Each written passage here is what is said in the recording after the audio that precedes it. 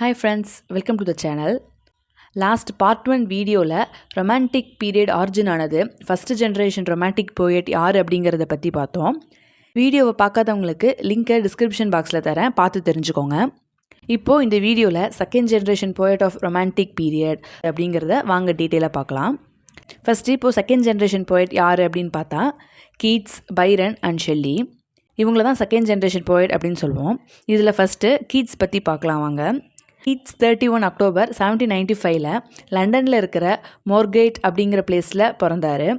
கீட்ஸ்க்கு 15 ஏஜாக இருக்கும்போதே அவங்க அம்மா அப்பா 2 பேரும் இறந்து போயிடுறாங்க. இவரோட 4 பிரதர்ஸ் அண்ட் ஒரு சிஸ்டரோட அங்கிள் அபே அப்படிங்கிறோட அரவணைப்பில் வளர்கிறாரு. வறுமை காரணமாக மேற்கொண்டு படிக்காமல் ஒரு சர்ஜன் கிட்ட ஹெல்ப்பராக ஜாயின் பண்ணுறாரு. அப்போது ஃப்ரீ டைமில் நிறைய போயம்ஸ்லாம் எழுதுவார். அந்த சமயத்தில் கீட்ஸ் கூட க்ளோஸ் ஃப்ரெண்டாக இருந்தவர் சார்ல்ஸ் கவுடன் அப்படிங்கிறவர். இவர் ஒரு ஸ்கூல் ஹெட் மாஸ்டரோட பையன், அதனால் அவருக்கு நிறைய புக்ஸ்லாம் கிடச்சிச்சு. இதை கீட்ஸுக்கு கொடுக்குறாரு. இது மூலயமா நிறைய கீட்ஸ் லிட்ரேச்சரை பற்றி தெரிஞ்சுக்கிறாரு. கீட்ஸுக்கு ரொம்ப பிடிச்ச ரைட்டர் யார் அப்படின்னா எட்மண்ட் ஸ்பென்சர் தான். அப்புறம் கீட்ஸ் அவரோட 19th ஏஜில் ஒரு ஃபஸ்ட்டு போயம் எழுதுகிறாரு. அது என்ன போயம் அப்படின்னா அன் இமிட்டேஷன் ஆஃப் ஸ்பென்சர் அப்படிங்கிற போயத்தை 1814 எழுதுகிறாரு. சின்ன பையன் போய் இந்த போயம் எழுதியிருக்கான், ஒரு மெச்சூரிட்டியே இல்லை அப்படின்னு சொல்லிட்டு நிறைய பேர் அந்த போயத்தை படிக்கல. அந்த போயம் ஃபெயிலியர் ஆகுது.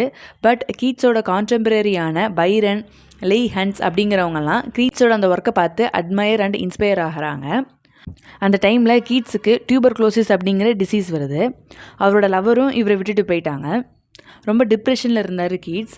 ஒரு கொடிய நோயும் வந்துடுச்சு, லவரும் விட்டுட்டு போயிட்டாங்க அப்படின்னு சொல்லிட்டு ரொம்ப ஸ்ட்ரெஸ்ஸாகவும் டிப்ரெஷனாகவும் இருந்தார்.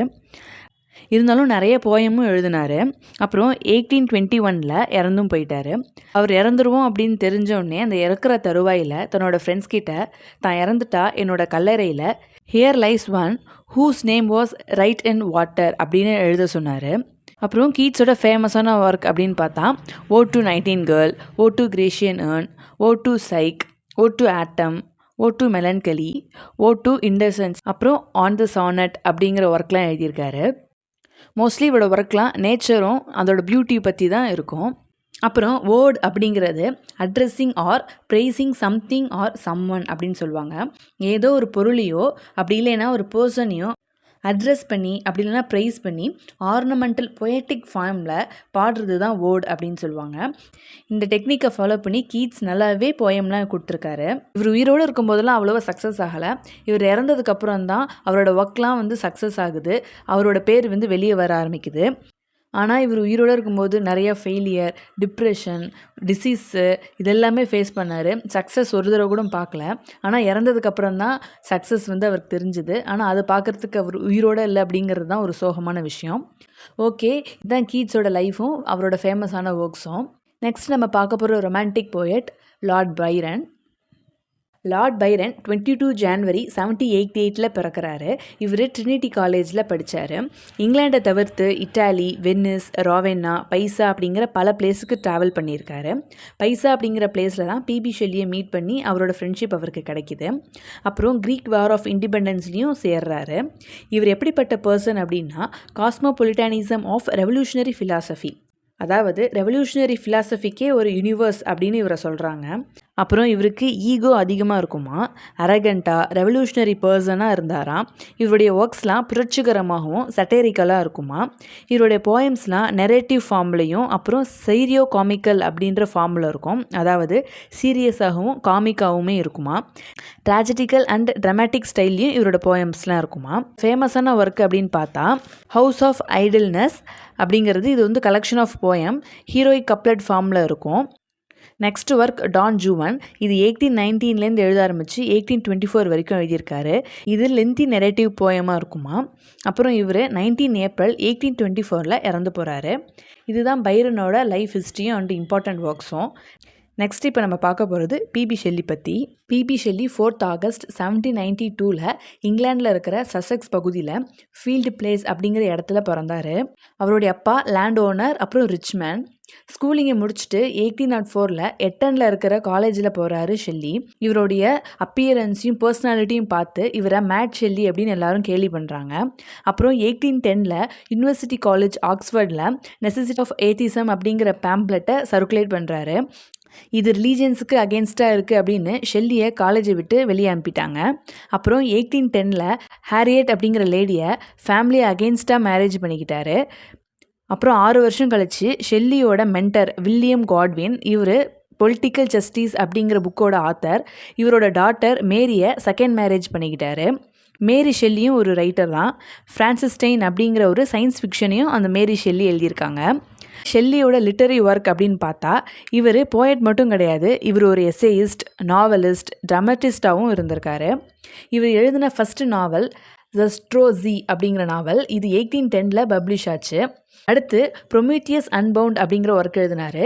இது ரீஅடாப்டேஷன் ஆஃப் க்ரீக் மித், இது ஒரு lyrical drama.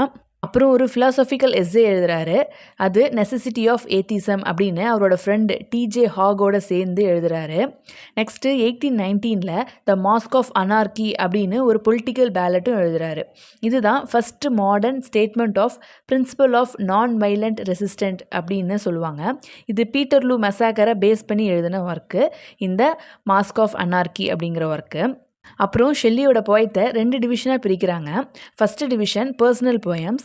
ஷெல்லியோடைய personal thoughts, mood, emotion, nature and பியூட்டியை பேஸாக வச்சு ப்ரொடியூஸ் பண்ண போயம்லாம் ஃபஸ்ட்டு டிவிஷனில் வரும். இந்த டிவிஷனோட எக்ஸாம்பிள் ஆஃப் போயம் அப்படின்னு பார்த்தா ode to west wind, the skylark, the cloud, the sensitive plant, அப்புறம் எ லேமண்ட், இதெல்லாமே இந்த பர்சனல் போயம் அப்படிங்கிற கேட்டகரியில் வரும்.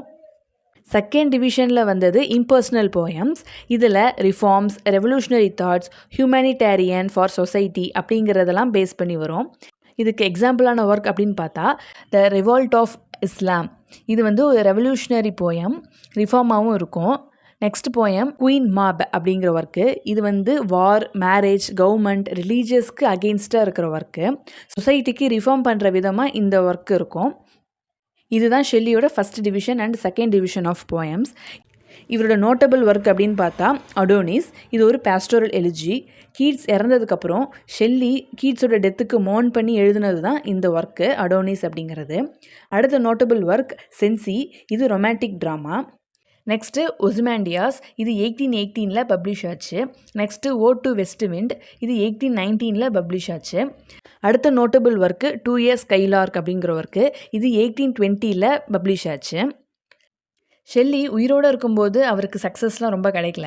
இறந்ததுக்கப்புறம் தான் நிறைய ஒர்க்லாம் பப்ளிஷ் ஆகுது, அவரோட பெயரும் வெளியே வர ஆரம்பிக்குது. இதுதான் ஷெல்லி பற்றின ப்ரீஃப் இன்ட்ரோ. இதோட செகண்ட் ஜென்ரேஷன் போயட்ஸ்லாம் முடிஞ்சுது. ரொமான்டிக் பீரியடில் நான் முன்னாடி சொன்ன மாதிரி போயம் மட்டும் புதுசான ரூல்ஸ் அண்ட் ரெகுலேஷனை ஃபாலோ பண்ணலை, இதோட ப்ரோஸ் நாவலும் புது ரூல்ஸை ஃபாலோ பண்ணாங்க. ரொமான்டிக் பீரியடில் ப்ரோஸ் நாவல் எப்படி இருந்துச்சு அப்படின்னும் ஃபேமஸ் ரைட்டர் யார் அப்படிங்கிறதும் பார்ட் 3 வீடியோவில் பார்க்கலாம். இந்த வீடியோ பிடிச்சிருந்துச்சுன்னா லைக் பண்ணுங்கள், கமெண்ட் பண்ணுங்கள், உங்கள் ஃப்ரெண்ட்ஸுக்கெலாம் ஷேர் பண்ணுங்கள். இந்த சேனலை சப்ஸ்கிரைப் பண்ணி வச்சுக்கோங்க, அப்போ தான் நான் அடுத்தடுத்து போடுற சப்ஜெக்ட் ரிலேட்டட் வீடியோஸ்லாம் உங்களுக்கு தெரிய வரும். தேங்க்யூ ஃபார் வாட்சிங்.